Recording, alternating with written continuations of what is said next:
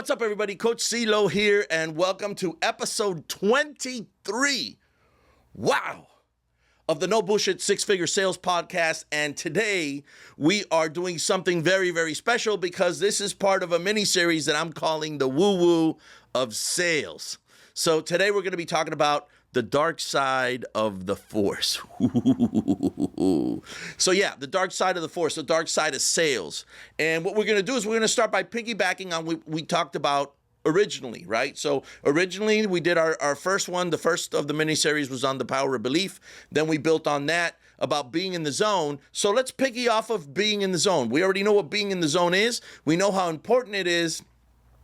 So what happens when you're not in the zone? Well, by default, if you're not in the zone, if you're not tapped in, plugged in, energized, ready to go, then that means you're the opposite of all those other things. And like I've done with everything else, I'm going to give three versions here, all right? We're going to have the spiritual perspective of this. We're going to have the energetic perspective of this. And we're going to have the psychological perspective of this, because as my audience grows, there's going to be people who can kind of relate to one, two, or all three of these, right? So you're not in the zone. Well, by default, you've already fallen then outside of the zone. By default, you're not in control of what's happening to you, but everything else is in control. And by everything else, I mean your atmosphere, your surroundings, the beliefs of everyone else that's around you. And so I don't know if you guys know this, but 90% of the things that are around you, I don't mean you in particular, I don't mean me, but a large percentage of things are negative. A large percentage of people are negative. That's why if you're in sales or motivation or anything related to that, the very first thing that the mentors will tell you is stop listening to the news. Don't watch the news. Why? Because news is sensational and it's supposed to be negative. Because the negativity is what catches people's eyes, and they get paid on eyeballs when it comes to advertising, right? So anything that's sensational, 9 times out of 10, it's going to be negative. So by default, life tends to be that way. Again, my life is not negative. My life is fantastic. Maybe your life is fantastic too, but that's because I choose to focus on everything that's positive. Now, are negative things going to happen? Absolutely. Shit happens. But how you relate to them and how you deal with them is a completely different story. So I digress. The point is, when you're not in the zone and tapped in, plugged in, and knowing where you're going, knowing what you're doing, and kind of whoosh right there in the middle of everything, well, then you're subject to everything else that's going around you. And everything else that's going around you a lot of times may not be the most exciting thing. Now, if you're lucky enough to be within a team that has a culture of high work ethic, high positivity, you're very lucky, because that's going to help you get back in. It's going to help you get plugged in. If you are in a company that has that kind of winning culture, congratulations. But a lot of the times in your life, you're going to wind up, or you might be in a company that has that kind of culture, but maybe the team that you're in isn't, right? It all depends on management. Everything falls on leadership. But in the end, everything falls on you and where you want to be and what you want to do. So if you're not tapped in, if you're not plugged in, now you're kind of stuck there. But there's a whole bunch of other things that happen. How fast you can recover from a negative effect, be it personal or be it work. You had a horrible presentation. You had a horrible meeting, and it got you in a negative mood. Well, that affects everything that's going to be happening afterwards. In your personal life, you got in a fight with your spouse before leaving, and now you got into work. That's where the whole idea of hanging the problems outside and being focused comes from. Now, all of this is logical stuff. But I said we were going to talk about the dark side. So let's talk about the dark side of this. All right.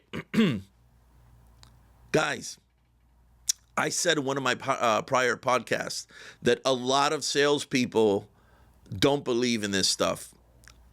I'm going to correct myself. A lot of salespeople don't admit they believe in this stuff.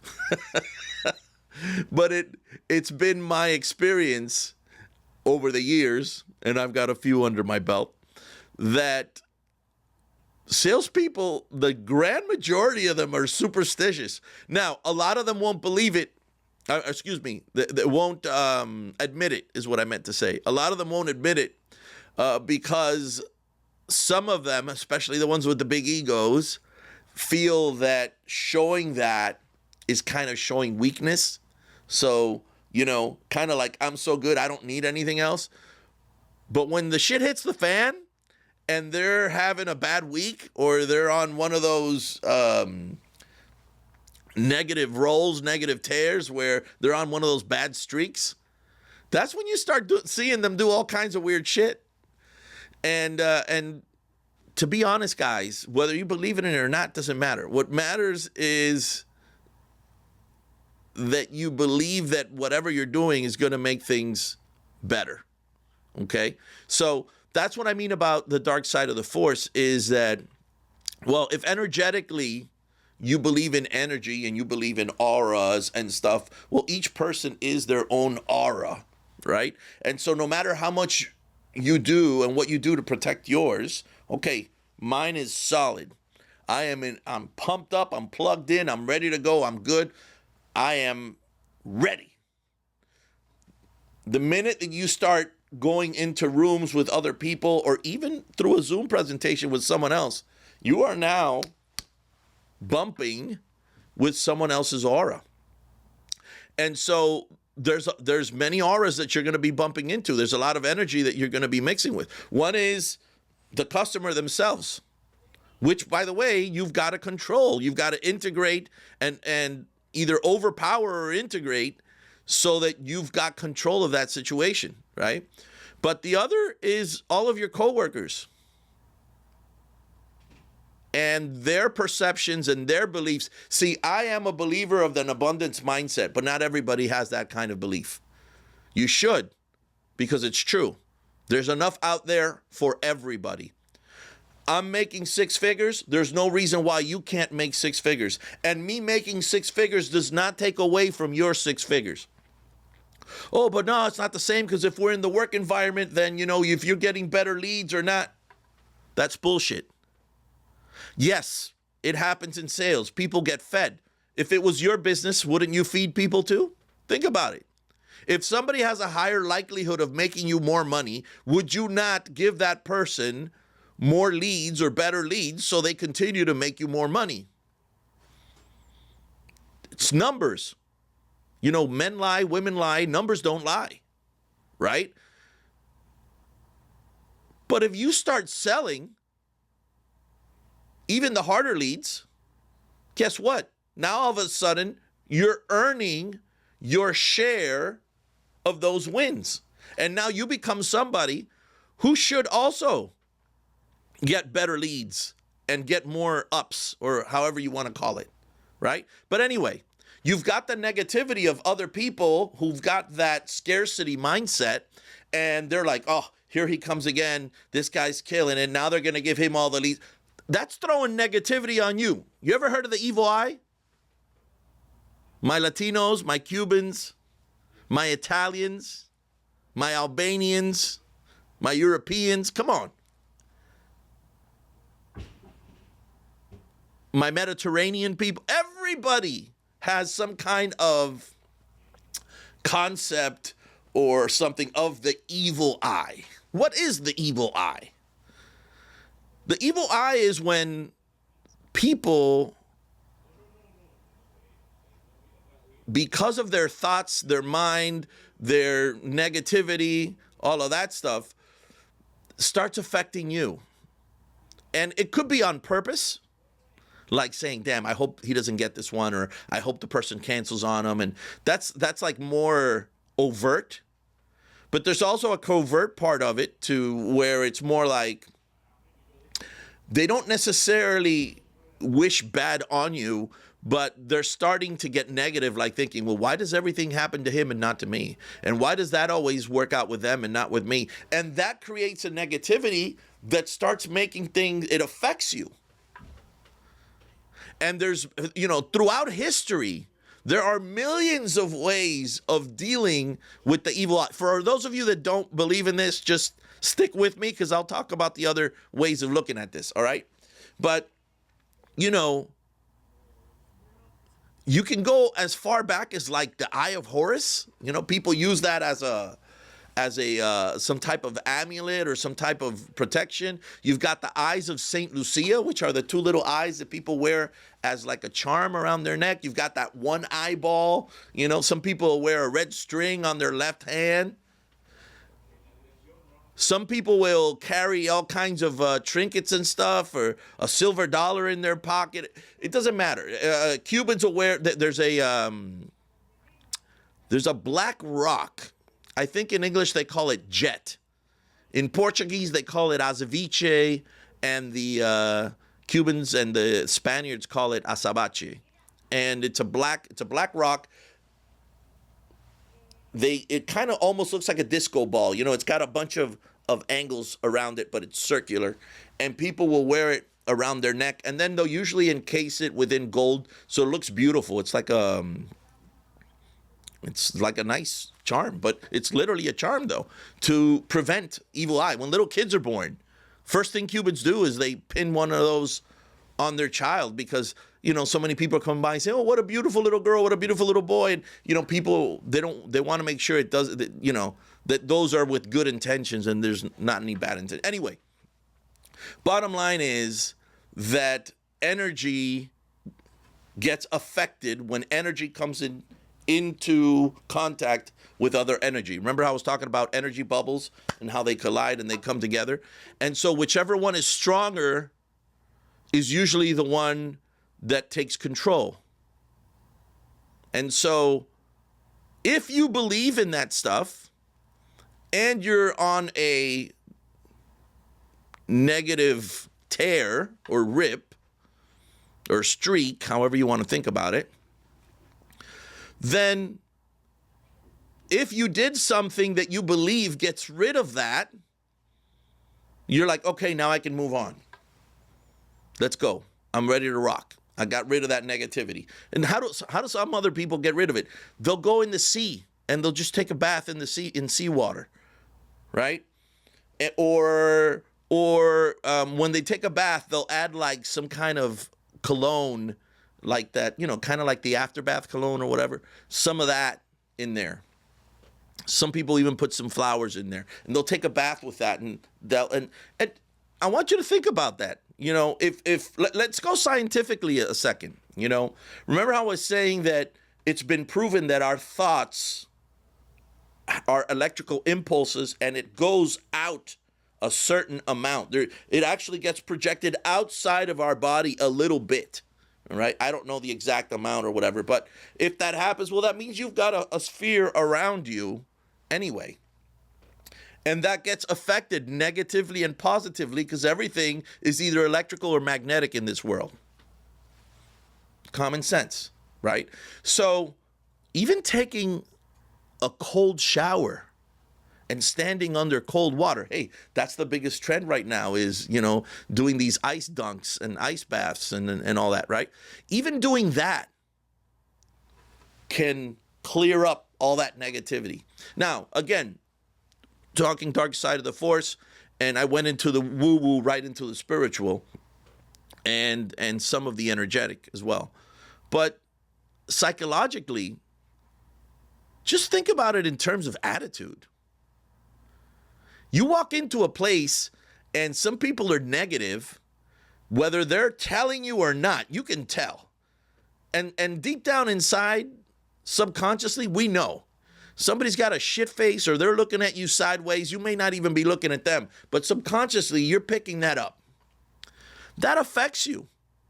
Frames, frame control. I was talking about that before. Two frames come together, they collide. Whichever one is stronger is going to be able to take control of that. So even with frames, if you walk in and you've got this super indestructible frame, that you believe that I am going to kill it today and everything. It doesn't matter what's happening around you. The point is, negativity's out there, folks. Whether it's psychological, whether it's energetical, or whether it's spiritual. And whichever one of those three you believe in, or even if you don't believe in it, if culturally, if within your culture it exists, that there's a belief in that. When you were a little kid, you heard those stories and stuff. It's still embedded deep in your subconscious. And so, remember how I was talking about when frames come together, they collide? And, you know, one way of deflating someone's frame was to ask them questions that they couldn't answer. Why? Because it poked a hole in their frame. Well, that also happens with the negativity. You know, if you're having a bad streak and you start asking yourself the bad questions, which is, why does this happen to me? Why is this happening to me? That's not the question you got to ask. You got to ask, what do I need to do to get out of this? But if you start asking your brain, why is this happening to you? Your brain's going to give you a bunch of reasons why it's happening to you. It's going to give you as many as it can think of. And one of them might actually link back to those negative subconscious things that you were exposed to, even if you didn't believe in them. Remember, the minute a little ounce of doubt creeps in, what did it just do? It just popped the bubble. It deflated. And now that starts escalating, and it starts kind of like a little snowball rolling downhill. It just gets bigger and bigger and bigger. So how do you counteract the dark side of the force? Well, that depends on you. If you want to counteract it psychologically, it's by having a really strong mindset. And it's by having a really strong identity. We're going to be talking about that next episode. Because just like I was saying this, I bet you that if you think of some of the top performers, the top, they may question themselves once in a blue moon because they had 3 bad days in a row. Oh my God. But for the most part, they're impenetrable.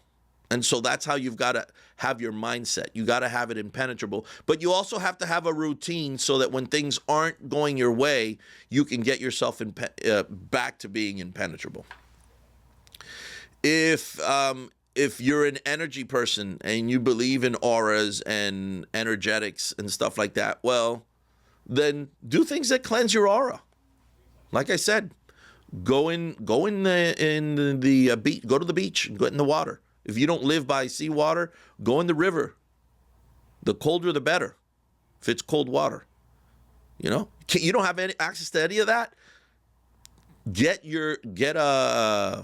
water as cold as it can possibly be and do an ice dunk. But preferably you want running water, because the idea is you want it to run on you, through you, and past you, and for that cold water to take everything away.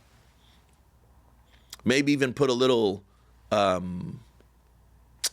body splash or something in it. Some people will use mint. Mint is a great plant for that kind of stuff. All kinds of mints from the mint family. Peppermint, spearmint, all the good mints. They're all good for that, right? So that's kind of energetically. And then now when you talk about dark side of the force, you know, if you believe in like entities and this and that, you know, I don't want to get you guys scared or start thinking about that kind of stuff, but some people do, right? And if you do, well, you can do all kinds of things, right? There's all kinds of work that you can do in that. Some of the easiest ones are just getting an egg and passing it all over yourself and then throwing it away. You can do that with a coconut. You can do that with fruits. To be honest, guys, I don't care which one you do. I don't care whether it's that, for those of you that do believe in that, or just having an impenetrable mindset. What I want you to understand is that the dark side of the force exists. Here's another one. How about let's go neutral here. Still dark, but neutral. How about your coworkers that want you to do well, just not better than them? That's keeping you down. Or how about if you're in a work environment where, which most of us in sales will be or are, where your performance dictates how many people you see and the quality of people you see. And so therefore, they want you to go down in those numbers. So, because in their mind, that scarcity mindset, that means they're going to go up. It's all there, guys. You want to think of it another way? Just think of it as haters. Forget about the spiritual and the energetic. Haters are going to hate. And how you deal with that is how impenetrable you're going to be. And if you're impenetrable, your sales will be impenetrable, and then you'll be able to go out there and make more sales. Guys, my name is Coach Ceelo. I have helped thousands of salespeople make six figures. You keep listening to me, you'll be the next.